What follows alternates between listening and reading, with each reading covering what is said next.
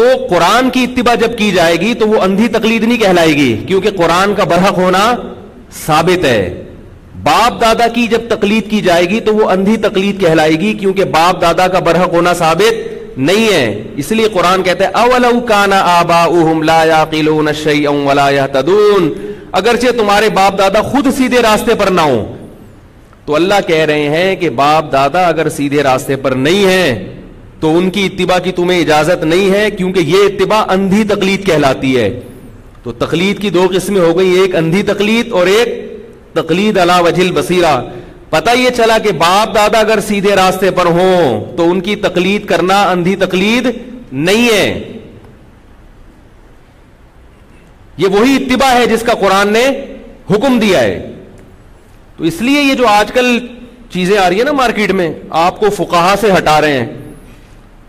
فقہا مجتہدین کے پیچھے مت چلو کیونکہ اللہ نے تقلید سے منع کیا. کہیں بھی مجتہدین کی تقلید سے اللہ نے کہیں بھی منع نہیں کیا ہے، نہ اللہ نے منع کیا نہ اللہ کے رسول نے منع کیا. صحابہ کرام بھی تقلید کرتے تھے مجتہدین کی. اس کی سب سے بڑی دلیل ہے مصنف ابن ابی شیبہ میں، مصنف عبد الرزاق میں درجنوں کیا سینکڑوں فتاوی ہیں صحابہ کرام کے، جن میں کسی شخص نے آ کے صحابی سے مسئلہ پوچھا اور صحابی نے جواب دے دیا حلال یا حرام، دلیل نہیں بتائی ان کو، اور تابعین نے ان سے دلیل نہیں پوچھی، چلے گئے اعتماد کر کے. نہیں یاری میرا غلط بات سمجھ میں. تو کیا وہ سارے مشرک ہو گئے، گمراہ ہو گئے وہ لوگ؟ ظاہر ہے تابعین نے اس لیے دلیل نہیں پوچھی کہ ان کو اعتماد تھا کہ صحابی رسول مسئلہ صحیح بتا رہے ہیں، قرآن و سنت ہی سے بتا رہے ہیں. بعض دفعہ دلیل دی بھی ہے اور بعض دفعہ دلیل نہیں بھی دی. تو عامی آدمی کا کام ہے وہ علماء کی تقلید ہی کرے گا. رہا یہ مسئلہ کہ پھر ایک فقہ کی تقلید کیوں، یہ مسئلے کا بھی موقع نہیں ہے، چونکہ میں جس بیان کے لیے بیٹھا ہوں وہ بیان وہ موضوع رہ جائے گا. ٹریک سے اتر جاؤں گا نا میں تو وہ موضوع میں نمٹا دوں. تو وہ ایک الگ بات ہے کہ ایک فقہ کو پھر تقلید کیوں ہے. ایک امام کی تقلید بھی نہیں ہوتی بلکہ ایک فقہ کی تقلید ہوتی ہے. وہ کیوں ہے وہ ایک الگ موضوع ہے. لیکن اس سے یہ پتا چلتا ہے کہ تقلید اسلام میں صرف جائز نہیں ہے بلکہ عام آدمی پر تقلید کرنا قرآن و سنت کی روشنی میں واجب ہے، کیونکہ قرآن نے کہا وَاتَّبِعْ سَبِيلَ مَنْ أَنَابَ إِلَيَّ، اس شخص کے پیچھے چلو جو میرے راستے پر چل رہا ہے. تو یہاں بھی اتباع کا لفظ ہے، اور میں نے عرض کیا کہ اتباع دلیل سے کسی کے پیچھے چلنا اگر ہوتا نا تو پھر قرآن سے بھی دلیل مانگی جاتی، رسول سے بھی دلیل مانگی جاتی. سمجھ رہے ہیں؟ کیونکہ اللہ نے رسول کی اتباع کا بھی حکم دیا. کیا مطلب رسول سے دلیل مانگ کے رسول کے پیچھے چلیں گے؟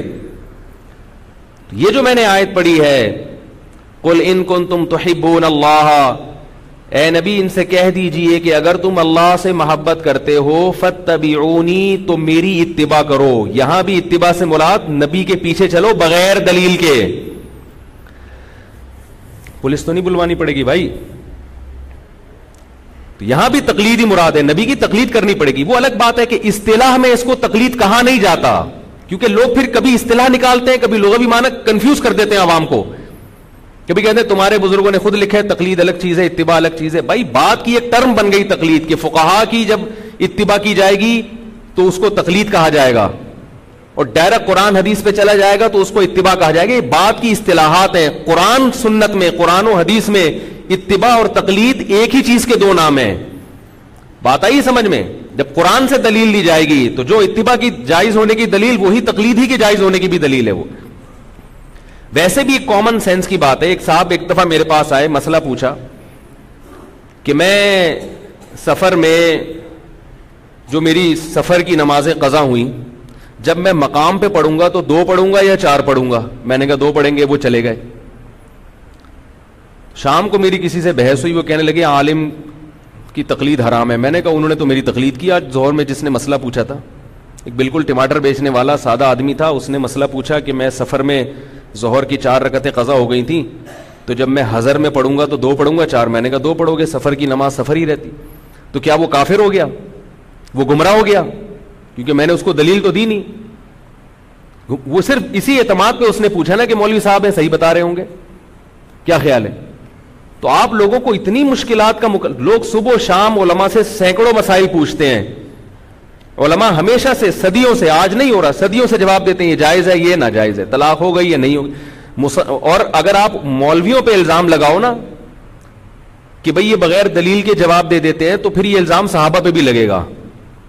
صحابہ کے درجنوں فتاوا ہیں جن میں انہوں نے مسئلہ بتایا مگر دلیل نہیں بتائی, تو ان پہ بھی الزام لگے گا پھر یہ. ہاں یہ ضروری ہے کہ آپ کو یہ اشکال ہوگا پھر تو کوئی بھی اٹھ کے کچھ بھی بتا دے, کیا خیال ہے؟ تو بھائی کوئی بھی اٹھ کے جب کچھ بھی بتائے گا تو آپ یہ دیکھیں گے یہ کوئی جو اٹھ کے بتا رہا ہے یہ اس کی ویلیو کیا ہے, اس کی اپنی حیثیت کیا ہے, کیا اس کو اتھارٹی ہے, کیا یہ اس قابل ہے کہ بتا سکتا ہے مسئلہ. اس لیے علماء کی دو قسمیں ہیں, اہل حق اور اہل باطل. اہل باطل کی تقلید کی اجازت نہیں ہے, اہل حق کی تقلید کا حکم ہے عوام کو. سمجھ میں نہیں آ رہی میرا خیال ہے بات؟ اور یہی ہوتا رہا ہے صدیوں سے. ہر آدمی کو ہر مسئلے کی دلیل معلوم نہیں ہوتی. جو لوگ تقلید کے خلاف بولتے ہیں ان سے بھی ہر مسئلے کی دلیل پوچھیں, نہیں معلوم ہوگی. 99% مسائل کی ان کو دلیل معلوم نہیں ہوگی, اور اگر معلوم بھی ہوگی تو ادھوری دلیل. کسی نے کوئی حدیث بتا دی کہ صحیح حدیث ہے, مان لیا کہ صحیح ہے, حالانکہ اس کی تحقیق کرتے تو محقق بنتے نا کہ صحیح ہے بھی یا نہیں ہے. ایک صاحب نے مجھے کہا یہ حدیث صحیح ہے. میں نے کہا آپ کو کس نے بتایا, آپ تو اندھی تقلید کر رہے ہو. انہوں نے کہا البانی نے لکھا ہے. میں نے کہا ناصر البانی نے لکھا صحیح ہے, حافظ ابن حجر نے لکھا ضعیف ہے, تو آپ تو اندھی تقلید کر رہے ہو البانی رحمۃ اللہ علیہ کی. تحقیق کا تقاضا تو یہ تھا کہ ابن حجر نے ضعیف ہونے کے جو دلائل دیے وہ پورے دلائل پڑھتے, اور البانی نے صحیح ہونے کے جو دلائل دیے وہ پورے دلائل پڑھتے, اور اس کے بعد تجزیہ کر کے اپنی نئی کتاب مارکیٹ میں لاتے میری نظر میں. اور پھر ہر آدمی یہی کام کر رہا ہوتا تو صرف ایک حدیث پر 1 ارب 22 کروڑ کتابیں آ جاتی, کیونکہ ہر آدمی محقق ہوتا. تو پاگل پنے والی بات ہے, کامن سینس کے خلاف باتیں. اللہ نے دین کو اتنا مشکل نہیں بنایا.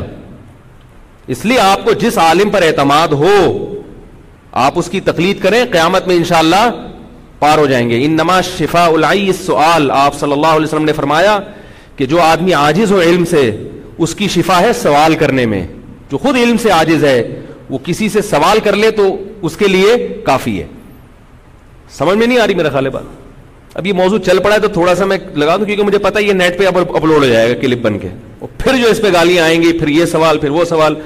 تو وہ ہے نا کہ کمبل کو جب سنا ہے نا, دوبارہ نہیں سنانے کی ضرورت.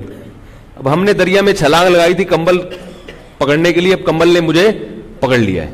اب میں تھوڑا سا اس کے اور بھی تھوڑا سا آگے لے چلوں. تو عوام نے کیا کرنا ہے؟ تقلید.